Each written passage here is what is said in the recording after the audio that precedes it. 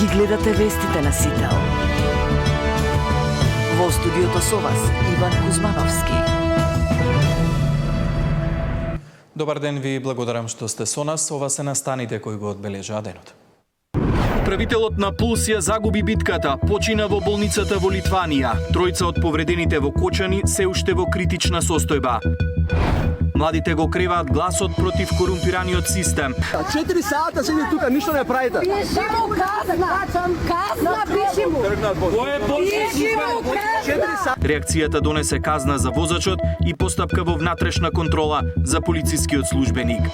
Филипче со нов повик за лидерска средба, дуи продолжува со наративот за етнички поделби.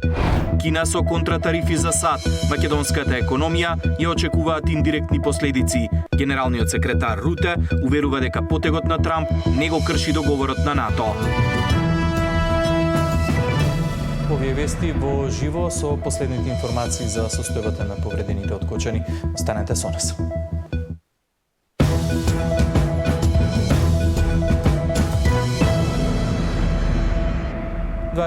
Годишниот Александар Карадаковски ја загуби битката за живот. По 20 дена поминати на лекување почина во болницата во Литванија. Според министерот за здравство, тој бил пациентот во најкритична состојба. Деталите ги има колегата Александар Динев, го имаме во живо во овие вести. Александар, кои се информациите од лекарите, што се случило? Пожарот во Кочани ја зеде 60-та жртва. Во Литванија, каде беше испратен на лекување, почина управителот на дискотеката Пулс Александар Карадаковски. Имаше 29 години. За време на пожарот, според информации од лекарите од старата градска болница, каде првично бил лекуван и третиран, имал сериозни изгореници. Дури на 36% од телото, најмногу на главата, вратот и рацете, изгореници со длабочина од 2 и 3 степен. Попладнево министерот за здравство на пресконференција информираше дека сега починатиот Александар бил најкритичниот пациент кој бил испратен на лекување во странските центри. Уште во раните утрински часови, во 6 часот веднаш по пожарот, од Штипската болница бил испратен на лекување во клиниката за хируршки болести Свети Наум Охридски.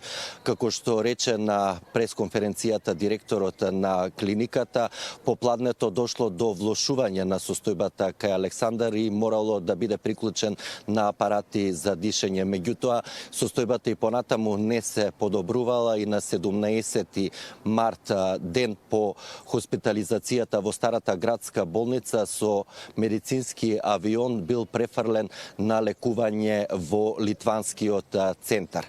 Како што рече директорот на старата градска болница, првична причина за смртта според него е директно оштетување на дишните патишта од вдишаниот пламен за време на пожарот во дискотеката. Обдукцијата врз телото на починатиот Александар ќе биде направена во Македонија, во Скопје, на Институтот за судска медицина, а министерот Таравари информираше дека трошоците и целиот транспорт ќе го организира државата. Во продолжение ги гледаме изјавите од директорот на старата градска болница и министерот Таравари подетално за причините и за повредите со кои се здобил Александар за време на пожарот. Заради оној дел од пламенот, односно оној дел од чадовите кои што ги вдишал, доаѓа до оштетување на внатрешните, дишни органи, што е потврдено од страна и на колегите во Литванија во разговор со нашите анестезиолози при брифирањето за здравствената состојба на пациентите, кое што морам да кажам дека идеше во редовно, се одвиваше на секој ден или секој 2 дена, при што е утврдено со бронхоскопско испитување дека е оштетен голем дел од дишното стебло и као последица на тоа доаѓа до влошување на состојбата, која што на крајот резултирала со подлегнување на повредите на веќе споменатиот 29 годишен Александар Карадаковски. Тој беше најтешкиот пациент за кого што добивавме информации. На 1 април откажа и функционирањето на бубрезите, беше ставен на диализа, имаше температура, практично рани, директорот кажа на 36% приближно на телото, од втори, трет степен, што практично отвара простор за појава на инфекции и тоа е таа компликација која што плюс дишните патишта, изгореници на дишните патишта околу 90%, ако не се лажам, по бронхоскопија. То не обезбедуваат соодветна размена на газ. Александар, што е со останатите повредени кои што се во болница, колку од нив се уште се во критична состојба?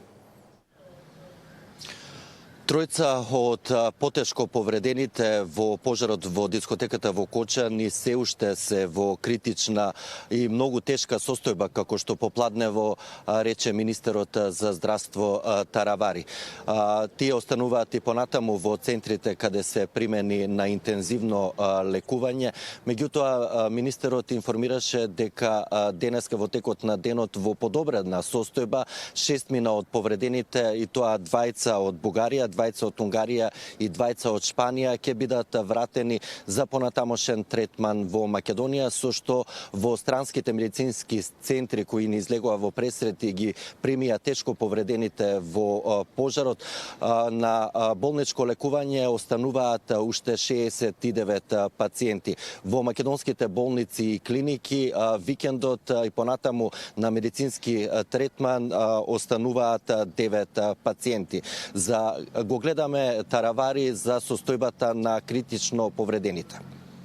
Овие 3 пациенти што ви ги кажувам се во релативно тешка состојба, што ни се не известува дека е сосема критична состојбата, да се разбере. Да, истите 4 беа практично, едниот за жал почина и 3 се уште во многу критична состојба. Ќе следиме состојбата на повредените. Александар Динев, ти благодарам за овие информации. Карадаковски бил управител на дискотеката Пулс во Кочани и беше еден од осомничените во случајот, но по неговата смрт обвинителството објави дека ја запире постапката. Додека трае истрагата, во Советот на општина Кочани се уште чекаат известување за да ја покренат постапката за избор на ВД градоначалник. До сега нема стигнат официјален предлог за наследник на Папасов. Обвинителството ја запире истрагата против управителот на дискотеката Пулс Александар Карадаковски, со оглед на тоа што денешната 60-та жртва од катастрофалниот пожар во Кочани е лице кое претходно беше опфатено со наредбата за спроведување истражна постапка во својство на управител на правно лице, основното јавно обвинителство Кочани по прибавување на официјалната документација за настапената смртна околност ќе донесе наредба за запирање на истражната постапка за него. Одлуката е донесена на денешниот колегиум на обвинителскиот тим кој работи на расветлување на трагедијата. На состанокот кој започнал со едноминутен молк за почит на загинатите, заклучено било дека јавното обвинителство ги користи сите сили за ефикасно завршување на истрагата. Стручниот колегиум на јавното обвинителство изрази целосна поддршка за досегашната работа на обвинителите, кои во моментов паралелно водат истражна и предистражна постапка од широк опсег, со цел целосно испитување на одговорноста за овој настан. За сега под истрага се 33 лица, меѓу кои и тројцата градоначалници на Кочани. Откако Папазов поднесе оставка, а владата Неделава ја прифати, општината во моментов нема градоначалник. Председателот на Советот вели штом оставката на Папазов биде објавена во службен весник, ќе свика и седницата за избор на ВД градоначалник. Изборот се врши по истиот принцип како што се бира и председателот на Советот. Значи може било кој од советниците или од координаторите на советнички групи да даде предлог и треба со мнозинство од бројот на советниците, односно во оваа ситуација треба 10, значи од 19 советници треба 10 советници да гласат за еден од редот на советниците кој што ќе биде изберан како ВД градоначалник. Со истрагата се опфатени и претходните двајца градоначалници кои со одлука на Кочанскиот суд ефективниот им беше заменет со куќен притвор. Зоран Јаневски, Сител телевизија. Видеоснимка која беше објавена на социјалните мрежи открива реакција на група млади на Боемска улица во Скопје неколку дена по трагедијата во Кочани. Гласно бараат почитување на законите и казна за луксузно возило кое со часови било паркирано на пешачка патека. Реакцијата го спречи полицискиот службеник да замине, а според информацијата од МВР возачот бил казнет. За односот на полицаецот постапува внатрешна контрола. За сопственикот на возилото казна полицаецот под лупа на внатрешна контрола. Ова е епилогот од расправијата за паркираниот автомобил среде велосипедска патека во Скопско Дебармаало. Според она што се слуша од видеото на социјалните мрежи, колата непрописно стоела повеќе од 4 часа, а полицаецот вели дека возилото е службено. Службено возило! Кој е ова службено возило Поршеве? 4 сата седи тука, ништо не правите. Пиши му казна! Казна пиши му! Кој е Пиши му 4 сата. Казна пиши му! Еве. Имате 59 марки од непочитување на закони.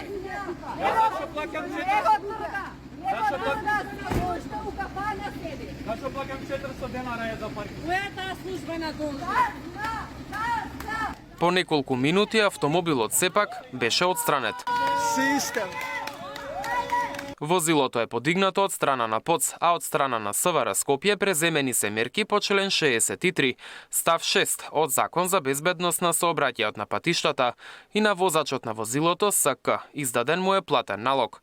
Исто така ве информираме дека предметното возило не е на полициски службеник, велат од МВР.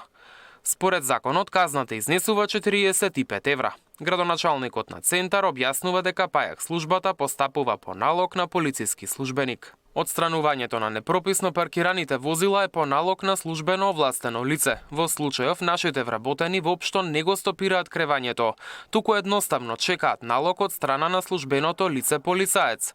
По добивање на истиот веднаш постапуваат и го креваат возилото. Недозволиво е полициски службеник да не сака да си ја врши својата работа. Барам од МВР да ги санкционира полициските службеници кои не постапуваат при очигледни прекршоци, напиша Герасимовски на Facebook. Од полицијата пак појаснија дека веќе постапува одделот за внатрешната контрола, криминалистички истраги и професионални стандарди при МВР. Освен од неправилно паркирани автомобили, тротоарите и велосипедските патеки низ Дебармаало често се блокирани и заземени од кафулиња и кафеани, па пешаците и велосипедистите едва и поминуваат. Мартин Арслов, Сител телевизија. Филипче со нов повик за лидерска средба, дуи продолжува со наративот за етнички поделби. Кина со контратарифи за САД, македонската економија ја очекуваат индиректни последици. Генералниот секретар Руте уверува дека потегот на Трамп не го крши договорот на НАТО.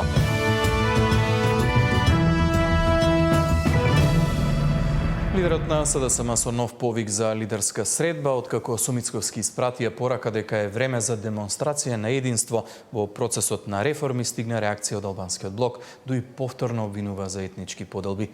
Катерина Нешкова ги има деталите. Политичките разлики остануваат, но потребна е заедничка соработка на власта и опозицијата, но и на невладините и интелектуалците во стратешките процеси. Мицкоски и Филипче со слични пораки по вчерашната лидерска средба. Двајцата лидери вчера одржаа прв заеднички состанок на барање на опозицијскиот лидер, на кој се договориле и работни групи за заеднички да ја туркаат реформската агенда поврзана со ЕУ.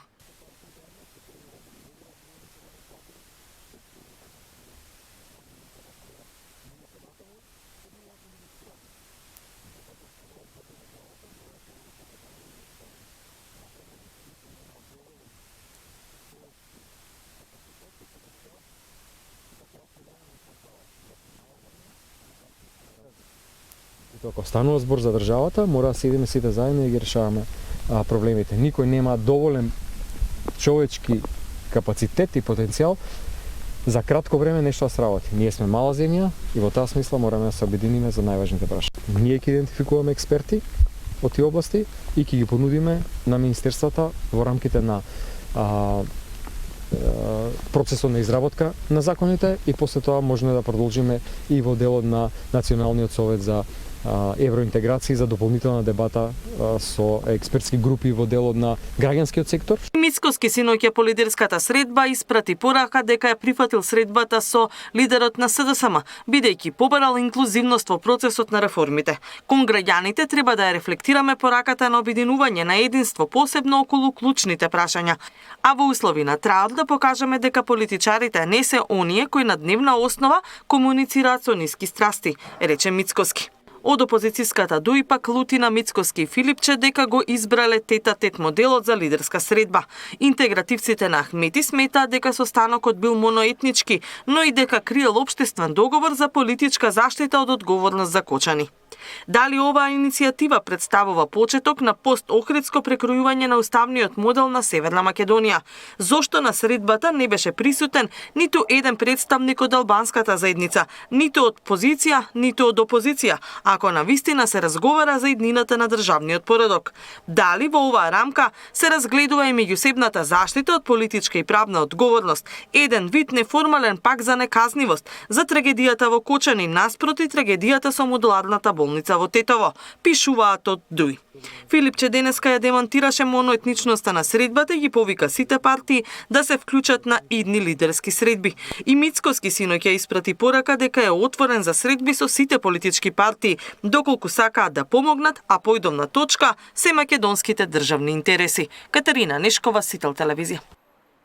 Царината е изненадана од одлуката на САД, тврдат дека царинска стапка од 65% воопшто не постои. Највисоката е за увоз на цигари, но тие веќе не се увезуваат од Соединетите Американски држави. Анализата на економските експерти покажала дека директните последици ќе бидат мали, но индиректните ќе бидат посериозни. Додека Европската унија подготвува одговор, Кина возврати со иста мерка и од 9 април воведува 34% данок за производи од САД. Директните ефекти од високите царини кои САД не ги наметна ќе бидат многу мали, но индиректните сериозни. Експертите очекуваат компаниите извозници да се соочат со намалени нарачки од европските партнери, пошто ќе мораат да редуцираат трошоци и да кратат работни места. Зголемените царини ќе ги поскапат производите, што дополнително може да подгре инфлацијата и да го забави растот на економијата. Анализата на Finance Think покажува дека во САД земјава извезува околу 20 на производи, или од вкупниот извоз, само 1,4% завршува на американскиот пазар. Поголемите негативни ефекти ќе дојдат преку индиректните канали. Првиот аспект е дека нашите странски инвестиции се поврзани со нивните фирми мајки, кои што во моментот се сериозно изложени кон овие вкупни промени на трговската политика и воведените царини кои што постојат кон Европа. И вториот негативен ефект ќе дојде заради погоденоста на вкупната европска економија и особено погоденоста на Германија, заради автомобилската индустрија, земајќи предвид дека Германија е нашиот клучен трговски партнер, оние ефекти кои се очекуваат да ги искусиме како земја се тие така наречени каскадни ефекти. Заради намалената работа на фирмите мајки, доаѓа до намалување на работата во земјата и исто така намалување и на работниците. Од Народната банка веќе подготвуваат нови макроекономски проекции. Според проценките, воведените царини од 25% на увозот од Европа ќе го намалат за половина процентен поен европскиот економски раст. Ако Европската унија воведе царини, инфлацијата во еврозоната исто така би се зголемила за половина процентен поен. Преносните ефекти ќе се почувствуваат и кај нас, па затоа од Народната банка велат внимателно дека ќе ги следат случувањата и ќе водат предпазливи макроекономски политики. Инаку формулата како Трамп ги пресмета царините е нејасна и за светските и за македонските експерти. Стапка од 65% нема, велат од царинската управа. Највисоката тарифа е 60% и се однесува на увоз на цигари, но тие во последните години не се увезуваат од САД. Најголем увозник на производи од САД е Министерството за одбрана, чии производи се царинат со 7%, а највисока тарифа има за увоз од належници од 15%. Македонија пак во САД најмногу извезува автобуси, тутун, мадраци, ајвар, полнети чоколада, електрични кондензатори, муниција, други машини и уреди и електрични спроводници, појаснуваат од царинската управа. Додека Европската унија подготвува мерки, Кина презема контраудар. Од 9 април воведува тарифи кон САД од 34%. Царините на Трамп ги потона и светските берзи, но американската помина најлошо. За еден ден избриша вредност од $2,5 трилиони. Паѓа вредноста и на доларот и на нафтата. Наташа Мерсовска, Сител телевизија. Генералниот секретар на НАТО вели дека потегот на Трамп не го крши договорот на НАТО и поверува да не се третира како одвоено прашање од безбедноста. Македонскиот министер Буцунски пак вели дека барањето на Трамп за зголемено одвојување на средства во одбраната е оправдано. Американските царини не го кршат договорот за НАТО, тврди Руте, иако членот 2 од Северноатлантскиот договор предвидува дека сојузниците на НАТО ќе настојуваат да ги елиминираат конфликтите во нивната меѓународна економска политика и ќе охрабруваат економската соработка. Генералниот секретар на Алијансата вели дека тарифите треба да се гледаат како одвоено прашање и нема да влијаат врз способноста на членките да го зголемат буџетот за одбрана. The meeting we had the last 2 days is absolutely focused, laser focused on making sure that we keep NATO territory safe. So that's why I'm not commenting about the tariffs, as you already... Yes, you're right, and that refers to Article 2 of the Washington Treaty, but even then we have seen in the past that you will have discussions between members of the alliance on other issues than defense, which will not immediately impact the capability and the ability of allies to deliver on the common defense and security. So I think these two are really separate, and we should keep them separate and should not get them to interfere in our discussions. Откако САД побараа земјите членки на НАТО да удвојат 5% од брутодомашниот производ за одбрана, македонскиот министер Муцунски, кој присуствува на двудневните разговори во Брисел, вели дека ваквото барање е оправдано, а Македонија останува посветена на заедничката безбедност. 5% might not be achievable overnight, but we need to continue our investments in our defense industries. We need to continue our current investments in our military capacities, and this is the right trajectory that we all need to pursue. I think that the U.S. government is committed to peace. What I can say as a representative of one of the smaller nations on the table, but one of the largest per capita investors in giving aid to Ukraine, is that our aid to Ukraine in various different forms has always been about our defense, about Ukraine's defense, but also about finding peace. На двудневните состаноци во Брисел, НАТО Алијансата одбележа и 76 години од основањето, со пораки од американскиот генерален секретар Марко Рубио дека Соединетите американски држави остануваат посветени на НАТО, но очекуваат Европа и Канада да превземат поголема обврска за заедничката безбедност. Деспина Тодоровска, Сител телевизија.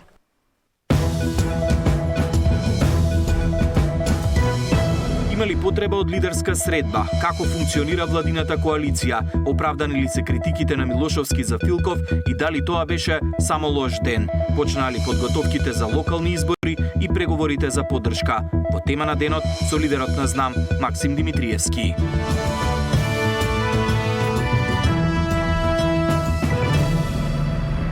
Нови сведоштва во Кривичниот суд за убиството на Вања и Панч. Кишишев ги открива деталите за подготовката и извршувањето на убиствата. Во судница денеска падна и казна за адвокатот на Палевски. Тамара Дичевска беше во судот. Откако на минатото рочиште, Кишишев побара Палевски да биде отстранет од судница, бидејќи му е страв да одговара пред него. Денеска Палевски му постави 97 прашања. Кишишев пред судот кажа дека и тогаш и сега имал стравопочит кон Палевски, но и дека Палевски никогаш не му се заканувал. Кишишев и денеска потврди дека дури чувал стража, ги видел Палчо, Вилибор Манев и Боре Видевски како копаат дупка, па дури потоа слушнал истрел, а Палевски бил со пиштол. Кога Манев даваше исказ, кажа дека прво Палевски е убил Вања, па потоа ги натерал да копаат дупка, додека тој пушел цигара. Одбраната на Палевски денеска го праша Кишишев дали видел точно кој е убил Вања. Бев далеку, тоа може да го потврди само Велјо, бидејќи беше до него, кажа Кишишев. За убиството на Панче, Кишишев и денеска тврдеше дека не видел ништо, бидејќи ги чекал во Кангуто, покрај патот Палевски, Видевски, Манев да се симнат со украдениот Цитроен и отпосле дознал дека е мртов. Зошто уште по првото убиство на Панче не се повлековте и покајавте, праша адвокатот на Палевски. Не можев, зашто премногу имав слушнати уште првиот пат, кога ми кажа Велјо дека не сме никој да знае за ова, јас го земав здраво за готово.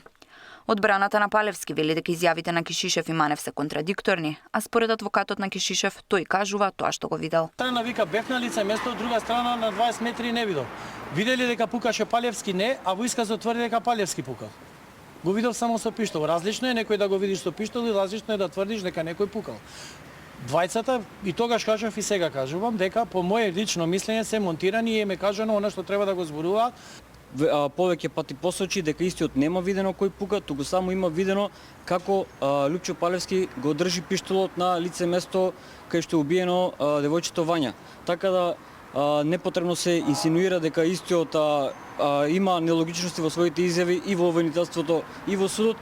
Кешишев кажа дека не го познавал таткото на Вања, ниту пак дека слушнал некакви договори со него, што според адвокатот Туфекџик повторно се потврдува дека тој нема никаква вина и е неправедно обвинет. Слушнавме тоа што и е реалност дека Александар апсолутно нема никаква инволвираност, меѓутоа слушнавме она што сите нас треба да не загрижи, дека добивме потврда од уште еден сведок дека година дена наназад пред случувањата во Велес и во Скопје се правеле планови и се подготвувале грабнување на луѓе. На следното рочиште исказ ке дава таткото на Вања, Александар Ѓорчевски. Тамара Дичевска, Сител телевизија. Државниот инспекторат за животна средина утврдил дека нема цијанид во водата во Криварека во Крива Паланка, потврди директорката на инспекторатот. Таа го демантираше градоначалникот на Крива Паланка и го обвини дека ширел паника помеѓу населението. Дополнително ќе размислела дали ќе поднесе кривична пријава против него. Градоначалникот на Крива Паланка, Сашко Митовски, вчера на пресконференција рече дека водата е неупотреблива и сериозно загадена. Одговорно тврдам дека цијанид неколку стотици пати над дозволеното во Крива река нема, како што тврдеше градоначалникот на 28 март. За ширење на паника во населението кривично се одговара.